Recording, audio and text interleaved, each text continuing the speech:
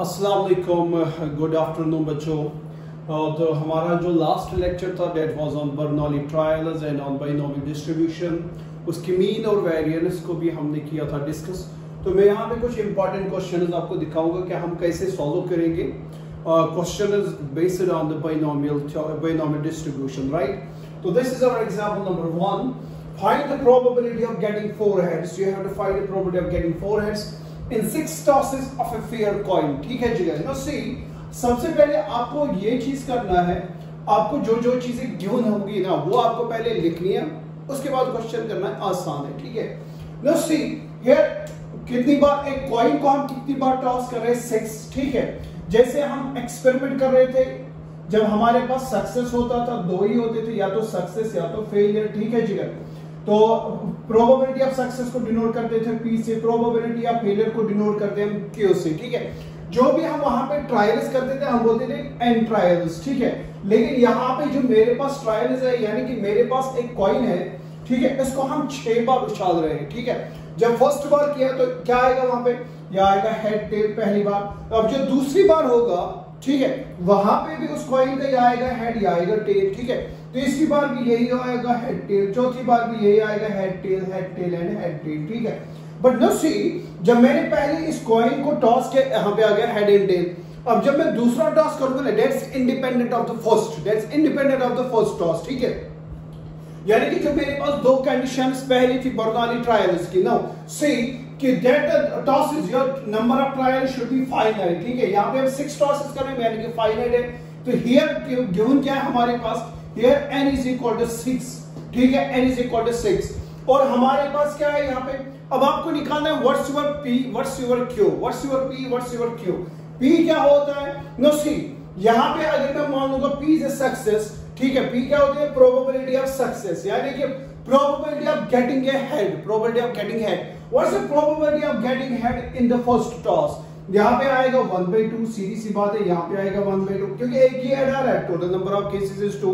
जब मैं दूसरी बार टॉस करूंगा, यहाँ पे भी प्रोबेबिलिटी ऑफ जो सक्सेस आएगी वो आएगी 1/2, यहाँ पे भी प्रोबेबिलिटी ऑफ हेड आएगी 1/2। हर 6 केसेस में प्रोबेबिलिटी ऑफ हेड, यानी कि प्रोबेबिलिटी ऑफ सक्सेस जो है ना वो सेम रहेगी। तो यानी कि P आएगा 1/2। क्यों? फिर आसान है, 1 - P आएगा 1 - 1/2, वो भी आएगा 1/2। ठीक है जी। एक और चीज गिवन है, यहां पे जो ये चीज गिवन है 4। ठीक है। This 4 is your R। Remember, find the probability of getting, जैसे हम करते थे ना उसमें, find the probability of getting R successes. Find the probability of R successes in n trials. यहां पे R सक्सेसेस के बदले आपके पास है 4। ठीक है जी। यहां पे R सक्सेसेस के बदले आपके पास क्या है? 4 है। नाउ सी, तो R is 4 and we know, फिर इसके बाद क्या लिखेंगे? We know what's the probability of X is equal to R। What's the probability of getting R successes in n trials? वो क्या आएगा? NCR होता है बराबर P raised power R Q raised power n minus R। सारे values इसमें put करो, you will end up with your answer। ठीक है। Therefore probability of X is equal to 4, R के बदले 4 is equal to n is what? 6, C R is 4, P is equal to 1/2 raised power R is 4, Q is equal to 1/2 raised power n minus R, n is 6 minus R, 6 minus 4 is equal to 2, which is equal to, now see, 6C4, चलो आपके लिए दिखाता हूं मैं, वो आएगा 6 factorial divided by 4 factorial into 6 minus 4 factorial is 2 factorial। यह आएगा 1/2 raised power 6। ठीक है। इसको मैं और फर्दर लिख सकता हूं 6, इसको मैं यहां पे भी दिखाऊंगा, वो आएगा 6 into 5 into 4 factorial divided by आएगा 4 factorial into 2 into 1। 4 factorial cancel, 2 1s are 2, 2 3s are 16। ठीक है। तो ये आएगा 5 3s are 15। तो इसका जो पूरा वैल्यू है that is equal to 15 into 1/2 raised power 6, which is equal to 15 divided by 2 raised power 6 should be equal to 64। So this is our answer, the probability of getting 4 heads in how many tosses? In 6 tosses of a fair coin, the probability of that thing is equal to 15 divided by 64। बहुत easy question है। इसी पे ऐसे questions जो है logic लगाना होता है JEE के एग्जाम में, ठीक है जी। तो आसान तरीके से आपके क्वेश्चन सॉल्व होते हैं, ठीक है। हम नेक्स्ट क्वेश्चन पे, तो this is our example second. If on an average one ship in every 10 is wrecked, ठीक है, find the probability that out of 5 ships expected to arrive at least 4 will arrive safely। इस क्वेश्चन को समझेंगे पहले, उसके बाद हम इसका सॉल्यूशन करेंगे, ठीक है जी। ये कह रहा है कि एवरेज जो है हर 10 शिप्स में इन every 10 ships 1 ship is wrecked, ठीक है। हर 10 शिप्स है हमारे पास, जो एवरेज हम निकालते हैं ना, जो हमने ऑब्जर्व किया हुआ है कि 10 शिप्स में क्या होता है, एक शिप जो है वो तबाह हो बर्बाद हो जाता है, यानी कि वो क्या होता है, वो wreck हो जाता है, यानी कि wrecked हो जाता है, यानी कि वो तबाह हो जाता है, ठीक है। फाइंड द प्रोबेबिलिटी, आपको निकालना क्या है, find the probability that out of 5 ships, ये n is equal to 5, n is equal to 5। यहां पे 10 याद रखें, 10 इज नॉट इक्वल n, ठीक है। ये डेटा है, ये हमारे पास ऑब्जर्वेशन है, ठीक है। क्या 10 शिप्स में एवरेज जब हम देखते हैं कि हर 10 शिप्स में एक शिप क्या होता है, वो तबाह हो बर्बाद होता है। तो find the probability that out of 5 ships, क्या 5 शिप्स में आपको प्रोबेबिलिटी निकालनी है that are expected to arrive, 5 ships are expected to arrive, at least 4 will arrive safely. यहां पे इंपॉर्टेंट चीज ये है, एटलीस्ट। अब आपको क्या निकालना है कि ये जो 5 शिप्स जो expected, they are expected to arrive at least 4 will arrive safely, कि कम से कम 4 शिप्स जो है वो सेफली अपनी डेस्टिनेशन पे पहुंचेंगे, ठीक है। एटलीस्ट का मतलब होगा पहले 4 तो पहुंचेंगे ही पहुंचेंगे, ये बोला एटलीस्ट, कम से कम आप लोगे एटलीस्ट 60 मार्क्स, यानी कि कम से कम आप 60 तो लोगे ही लोगे, मे बी 60 से ज्यादा भी ले सकते हो। एटलीस्ट का मतलब ये हो गया कि आप 60 से ज्यादा भी ले सकते हैं। सिमिलरली यहाँ पे एटलीस्ट 4 विल अराइव सेफली, 4 तो पहुंचेंगे ही पहुंचेंगे, मे बी टोटल शिप्स कितने आने वाले 5, मे बी 5वां भी पहुंचेगा सेफली, ये याद रखिए आप, ठीक है जी। हियर यहाँ पे अपने पास क्या गिवन है, here n is equal to 5, पहले तो ये आप लिखेंगे, ठीक है। Now see in every 10 1 ship is wrecked, 1 ship जो है वो खराब हो जाता है, 1 शिप इज wrecked, ठीक है।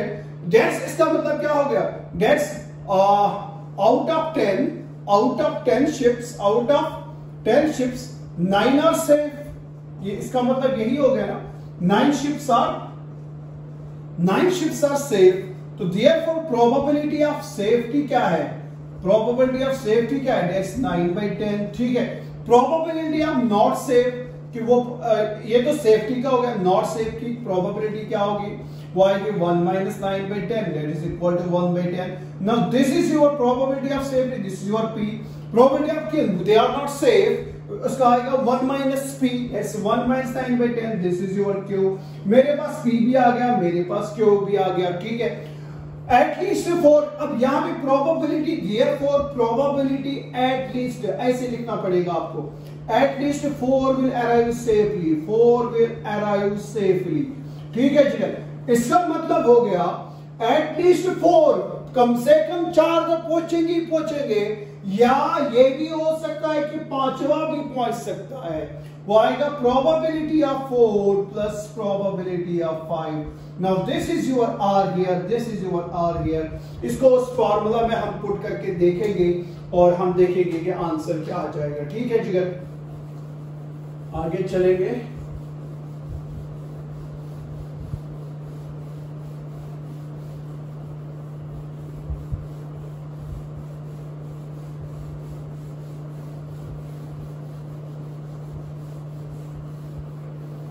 now see which is equal to we know, यहाँ पे आप याद रखें probability of x is equal to r किसके बराबर होता है, NCR p raise power r q raise power n minus r, ठीक है। ये आप साइड में हमेशा लिखें ताकि आपको जल्दी हो जाए कि हमने क्या करना है। n is equal to 5 c, यहाँ पे है r 4, पहला प्रोबेबिलिटी ऑफ 4 में 5 c 4, p raise power r, p is 9/10, raised power r is 4, q is 1/10, raised power n is equal to 5 minus r is equal to 4, plus अब probability of 5 है, यहां पे r is 5, remember यहां पे r था 4, यहां पे r is 5, n is 5, तो आएगा 5cr, n को भी वैल्यू देंगे, r को भी देंगे, 5c5, p raised power r, that's 9/10 raised power r is equal to 5 into q raised power n minus r, n is 5 minus 5 is 0, तो वो बनेगा 1। ठीक है जी, तो मैं इसको लिख सकता हूं, देखो 5c4 होगा 5, क्या होगा ना सी कैसे 5c4, यह आएगा 5 factorial divided by 4 factorial into 5 minus 4 factorial is 1 factorial. ठीक है, वो आएगा 5 into 4 factorial divide by 4 factorial, ये और ये कैंसिल, तो 5c4 का वैल्यू आएगा 5, तो ये आएगा 5, ये आएगा 9/10 whole raised power 4 into 1/10 raised power 1 plus 5c5 हो गया 1, ये आएगा 9/10 रेज़्ड पावर 5। ठीक है, और ये आएगा वैल्यू 1, इसका वैल्यू आएगा हमारे पास 1। ठीक है, तो आगे करेंगे इसको सॉल्व, देखेंगे आंसर क्या आ जाएगा हमारा। तो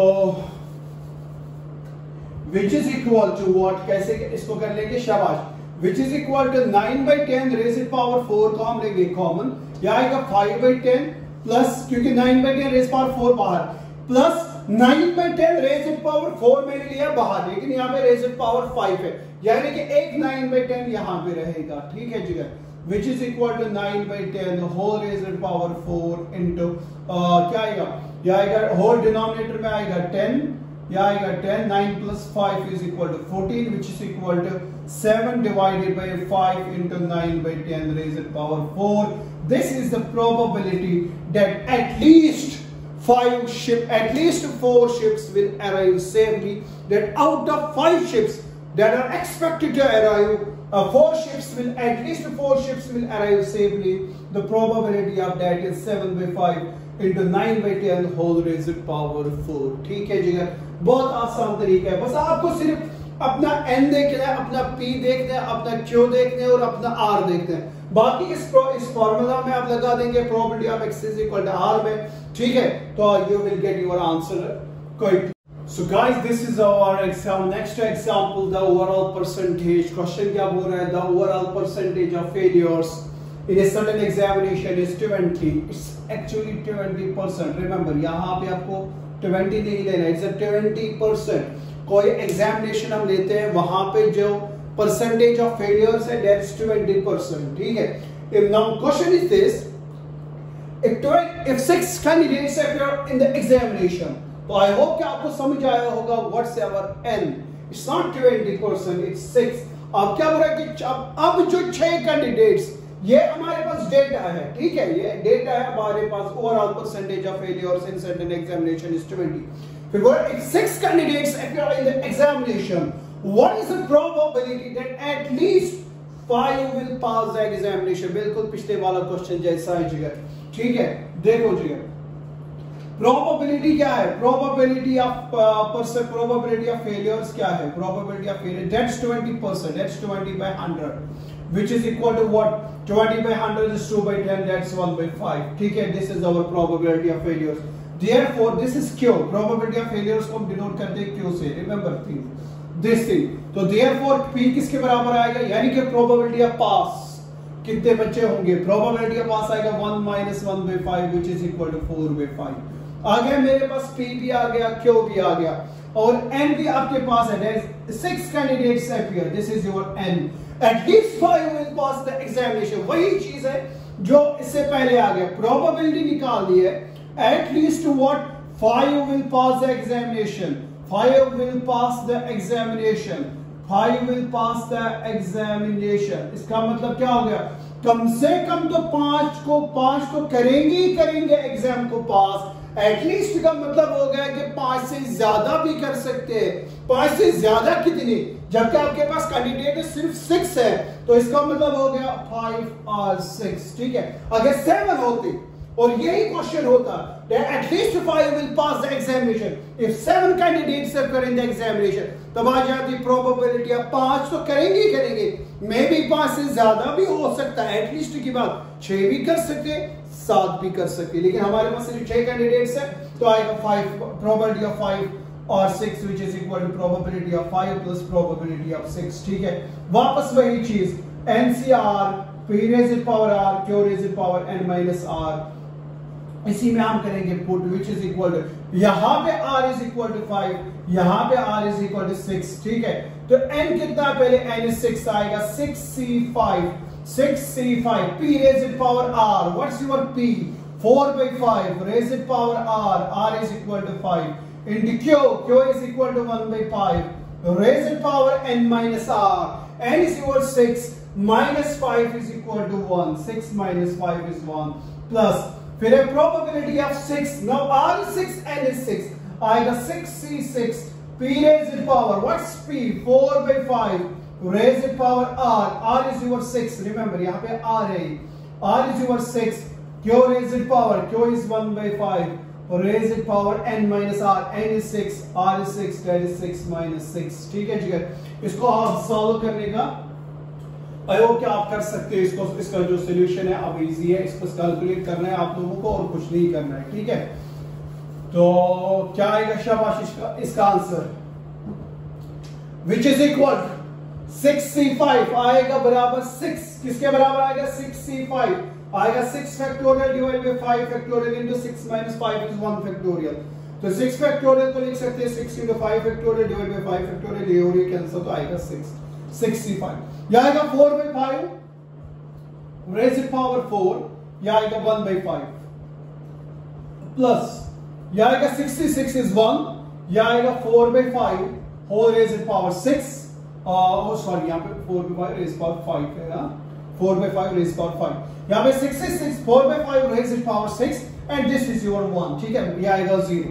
हम लेंगे 4 by 5 whole raised to power 5 को लेंगे हम कॉमन, ये टर्म जब मैंने यहां से बाहर ली, यह आएगा 6 into 1 is 6 divided by 5 plus 4 by 5 raised to power 5, यहाँ पे raised to power 6, 5 तो मैंने निकाले, छठा यहाँ पे आपके पास आएगा, वो कितना आएगा, 6 plus 4 is 10, 10 divided by 5 is 2, तो आएगा 2 times 4 by 5 whole raised to power 5, this is your answer। अब बाकी आप इसको सिंपलीफाई भी कर सकते हो, 4 raised to power 5 divided by 5 raised to power 5, फिर इसको न्यूमरेटर को मल्टीपल 2 करेंगे, वैसे भी कर सकते हैं, ये ऐसे भी रख सकते हैं। तो this is the probability that at least 5 candidates will pass the examination, that is 2 into 4 by 5 whole raised to power 5, ठीक है जी।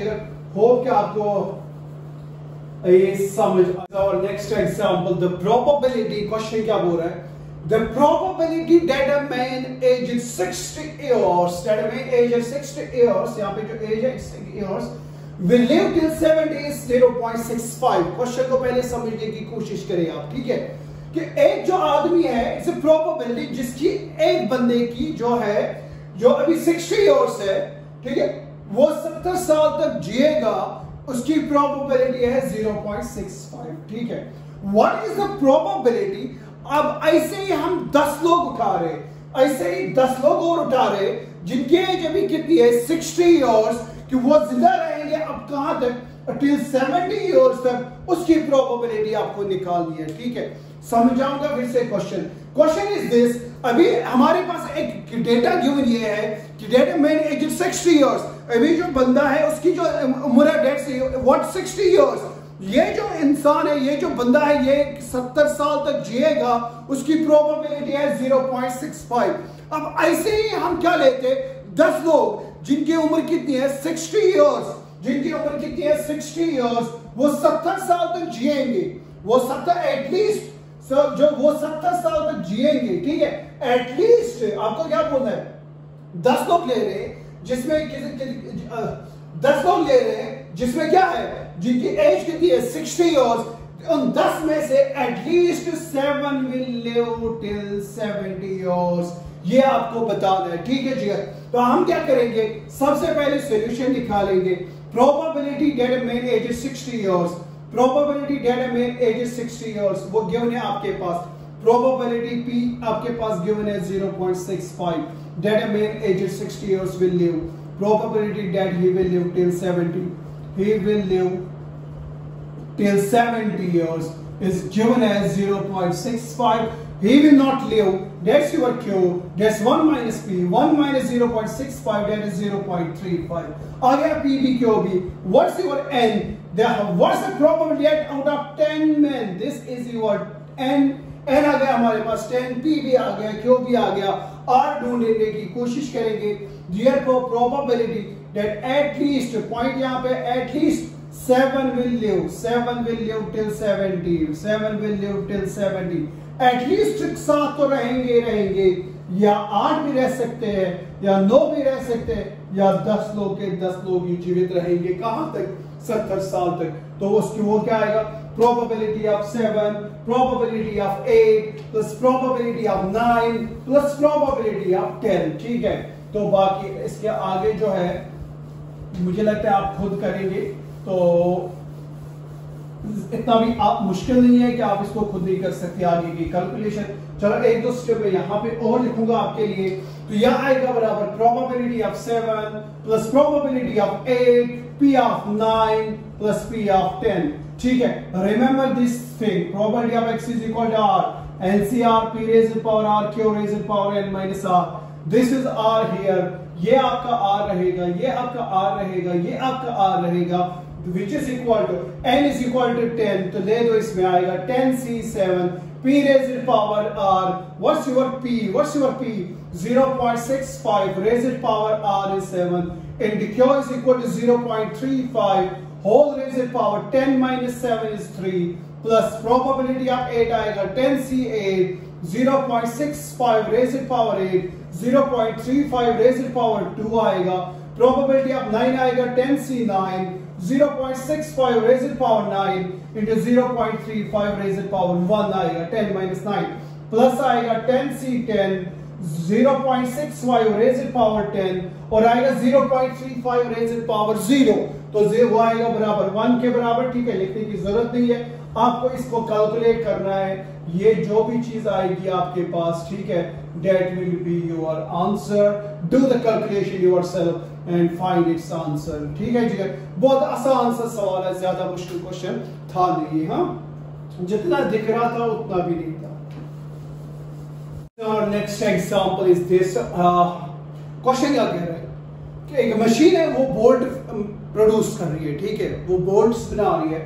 तो जब हम देखते हैं कि 10% bolts are defective, 10% bolts are defective. ठीक है, आपको निकालना क्या है?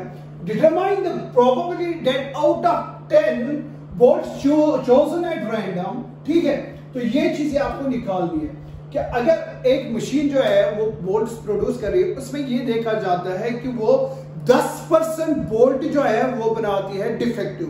अब रैंडमली हम 10 बोल्ट्स उठाते हैं, आपको बताना है what's the probability that out of those 10 bolts chosen at random 1 bolt is defective. एक तो ये निकालना. Second, out of those 10 none is defective, कोई डिफेक्टिव नहीं है.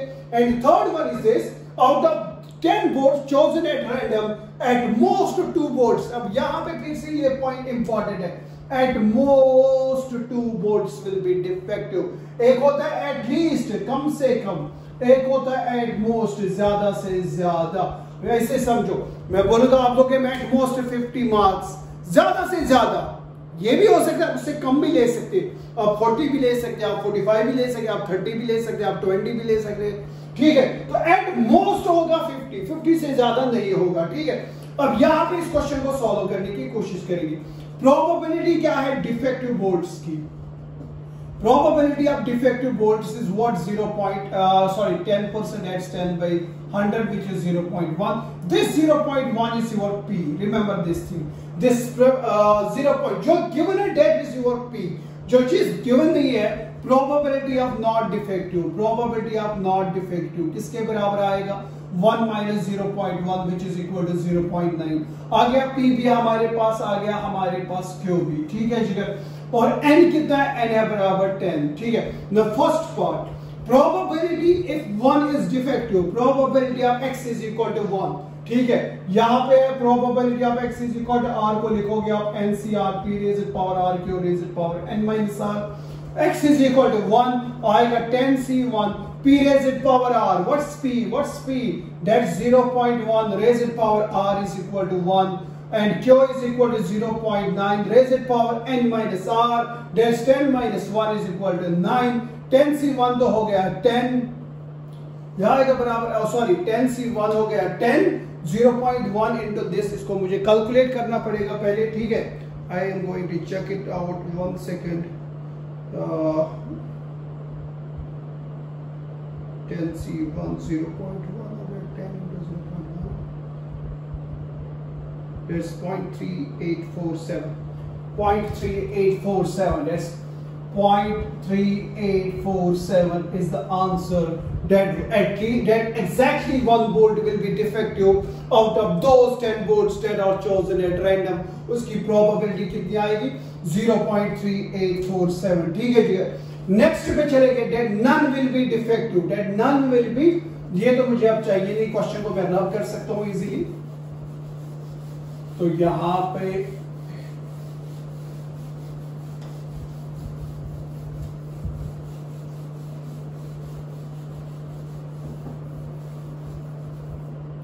शाबाश. Probability none is defective, none defective, ठीक है. यानी कि प्रोबेबिलिटी आप, इसका मतलब हो गया probability of x is equal to 0. वो आएगा 10c0. n सेम रहेगा, p सेम रहेगा, q सेम रहेगा, बस r चेंज होगा. r 0 है, 10c0. p raised power r, p raised power 0, that is 0.1 raised power r is equal to 0. Remember, q is equal to what? 0.9 raised power 10 minus 0, that's 10 minus 0 is 10. ठीक है, ये हो गया 1. 10c0 हो गया 1, तो 0.9 raised power 10. मुझे इसको सॉल्व करके देना है. पहले एक सेकंड रुको आप लोग. That is 0.9 raised power, that is 0.3487. That's 3.3487 is the probability that out of those 10 bolts none will be defective. ठीक है. अब जब तीसरा है ना हमारे पास, probability एक है 0.1 is p and this is your q. ठीक है, ये मुझे चाहिए, ये चीज, बाकी तो मुझे कुछ नहीं चाहिए, और ये मुझे काम आएगा इसका आंसर. देखो, अब आपको तीसरा पार्ट निकालने से पहले एट मोस्ट निकालना है. मैं पहले एट मोस्ट नहीं निकालूंगा, मैं बोलूंगा what's the probability that 2 will be defective. मैं एट मोस्ट की नहीं निकाल रहा हूं, मैं 2 की निकालूंगा. Exactly out of those 10 bolts exactly 2 bolts are defective. वो क्या आएगा? 10c2 p raised power r. What's your p?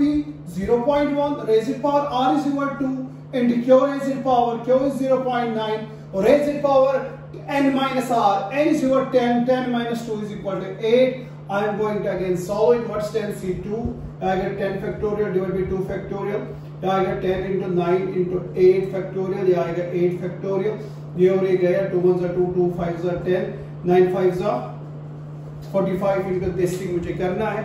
1 second, I am going to answer it.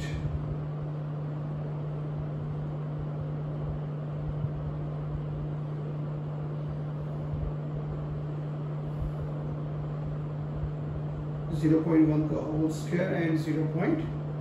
ये तो आ गया अपना 0.9 raised power 8. It's 0.1937. That's 0.1937 is the answer of this question. That's 0.1937. But this is not the probability. This is not your third जो हमारे पास part था ना, third part of the question. It's not that. हमें ये मैंने बोला था exactly 2 will be defective, लेकिन हमें क्वेश्चन क्या है? हमें क्वेश्चन है at most, तो थर्ड पार्ट की यहाँ पे बोलूंगा probability at most 2 are defective, at most 2 bolts are defective, at most 2 bolts are defective, at most ज्यादा से ज्यादा 2 होंगे, या उससे कम भी हो सकता है, एक भी हो सकता है, कोई भी नहीं हो सकता है, ज्यादा से ज्यादा 2 हो सकते हैं. ये आएगी उसकी probability. At most 2 bolts are defective. ज्यादा से ज्यादा क्या होंगे? 2 बोल्ट्स डिफेक्टिव हो सकते हैं. उसमें से 2 से कम भी तो हो सकते हैं ना.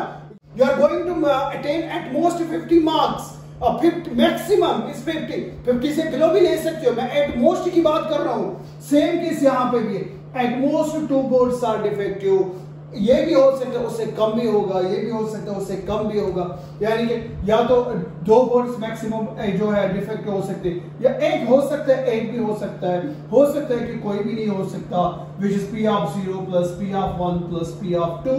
इसीलिए मैंने यहाँ पे प्रोबेबिलिटी ऑफ 2 निकाला। ठीक है जी, प्रोबेबिलिटी ऑफ 0 आपके पास है 0.3487 प्लस आपको करना है प्रोबेबिलिटी ऑफ 1, ये यहाँ पे इसलिए मैंने रखा था 0.3847 plus probability of 2, that is 0.1937. Add these terms, you will get your answer. ठीक है, तो this was our next question. तो next question which लेंगे, बहुत आसान क्वेश्चन था। ठीक है जिगर, बस थोड़ा सा कुछ बेसिक पॉइंट्स का ख्याल रखना। This is the assignment for you people कि हमारे पास क्या है, एक माइन है, एंड अंडरग्राउंड माइन, उसमें क्या है, हमने इंस्टॉल करके रखे हैं 5 पंप। कितने कर रखे हैं? 5 पंप। और ये पंप्स क्या करते हैं, ये करते हैं जो भी इस माइन में जब भी तूफान आता है, जब बारिश बहुत तेज आंधी आती है ना, तो ये 5 पंप क्या करते हैं, ये इसका स्टॉर्म वाटर जो है वो उसको बाहर निकालते हैं। ठीक है, और क्या चीज गिवन है, the probability that any one of the pumps failing during the storm is 1/8, कि अब प्रोबेबिलिटी है कि जब भी ये तूफान आएगा ना, कि एक जो पंप है वो काम करना बंद करेगा, यानी कि वो बिल्कुल टोटली फेल होगा during the storm. The probability of that is 1/8। ठीक है, तो आपको निकालना है what's the probability that at least 2 pumps will be working, कि कम से कम 2, कम से कम, remember the name, कम से कम, that कम से कम 2 pumps क्या करते होंगे, they will be working। ठीक है, and the second part of the question is this, all the pumps will be working during the particular storm, कि सारे पंप्स जो है जब भी ये तूफान आएगा, इस तूफान में सारे पंप्स काम करेंगे अच्छे से। Do yourself this question, आप खुद करें इस क्वेश्चन को and tell me the answer in my comment box। ठीक है, तो this wraps over the probability part. इंशाल्लाह नेक्स्ट लेक्चर में हम नेक्स्ट टॉपिक उठाएंगे इंटीग्रेशन। ठीक है, तो इंशाल्लाह तब तक के लिए खुदा हाफिज।